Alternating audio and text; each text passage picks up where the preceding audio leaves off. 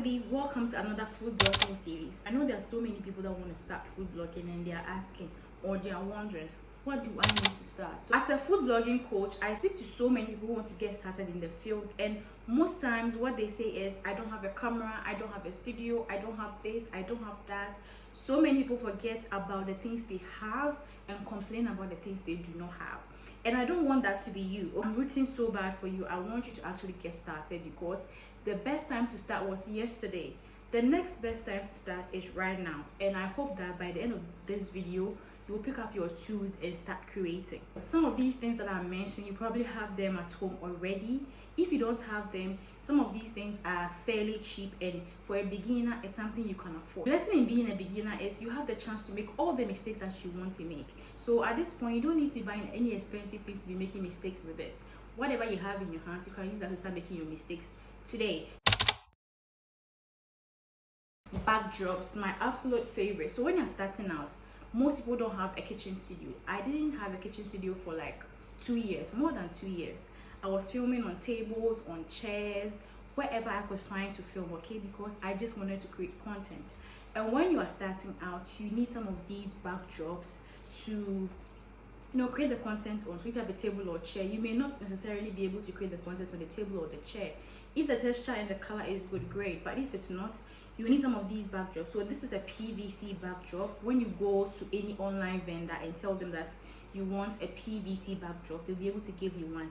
It's non-stain, so even when you cook and it stains on it, you can wash it or you can clean it. We also have the coated paper backdrops. These are also paper backdrops, like let's say for example cardboard, but these ones are coated with cardboard. The downside is that when it's stained or when water pours on it, it's going to tear because it's just paper, it's not strong, but it's cheap. But these paper coated backdrops are more expensive, but also when it stains or when water pours on it, you can actually clean it because it's coated. So when you have this and you have a table, baby, you're ready to go. You don't even need anything else. I mean, you need your phone and then maybe a tripod, but we will get there. We also have these solid backdrops that I really love. It's double-sided. So for this is one side and the other side is white. So I don't even need a table because it's like wood. It's not wood, but it's like wood. It's like solid backdrop. So you can put it even on the floor and start filming, or on a table or on a chair because it's solid. It's just like a countertop. Do you understand? And then you can also get these. You can get them in pairs. So one of them will be the background, the other will be the surface. So you see, you already have a studio right here that you can film. You don't need a studio. When you get a studio, fine. But when you're starting out, this is a studio you can work with. And they come with clamps, so you can clip them and then it will just be standing. So you see why I said you don't have any excuse for not starting. There are several other things you can actually use as backdrop, right? Your table, your chair. Even if you have plywood at home, you can use it. You can paint it. I remember back in the day, I painted a plywood to use as my backdrop. If there's anything that you are going to spend your money on, I would advise you to get a tripod. Tripod is great for stability, because most times, like when I was starting out, I was using my phone and my hand, so most of my videos were very shaky. It wasn't the best because you are using one hand to do something and another hand to film. It wasn't the best. So if you have any money to spend, I would advise you, apart from your phone, to get a tripod. There are several kinds of tripods, different kinds of tripods. This is a camera tripod. You can also use it as a phone tripod because it comes with like two different handles. You also have specifically phone tripods. Some of them are tabletop, some of them are longer. I would advise that you buy a quality one.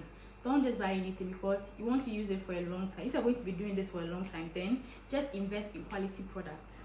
I also have this tripod, which is the overhead tripod. So when I want to shoot something like, let's say there's an activity going on this table, I want to capture it from the top, this is the tripod I use. Unfortunately, this tripod is not very good at doing that. It does more of like the 45-degree angle, the straight on angle. Those ones are great, but if you want to take it from the overhead, this might be a bit difficult. That's why I bought this overhead tripod. This is for a phone. They have others for cameras as well. And when you're starting out, you don't need all two. You can improvise. Okay, I'm trying to make this as beginner friendly as possible. If you are tight on budget, just get one of these with your phone, your backdrop.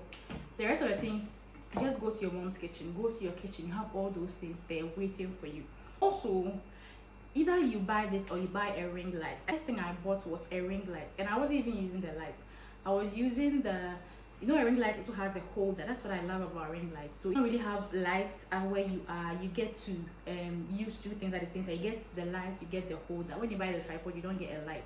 So if you are really tight on budget and you also want light, then a ring light would be ideal. So that will give you light and also give you a camera holder for you to put your phone inside. The only downside is that ring lights can be very, very harsh and difficult to use as a beginner, but I trust you can figure that out on how to use it.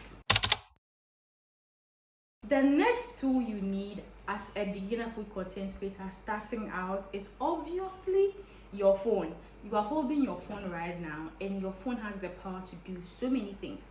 Whether it's an Android, whether it's an iPhone, the most important thing is when you're starting out, learn about lighting. Lighting can make a huge difference. Even if you have an iPhone 15 Pro Max right now and you don't learn how to use light, your videos are not going to come out well, because lighting is everything. Learn how to use light, especially natural light.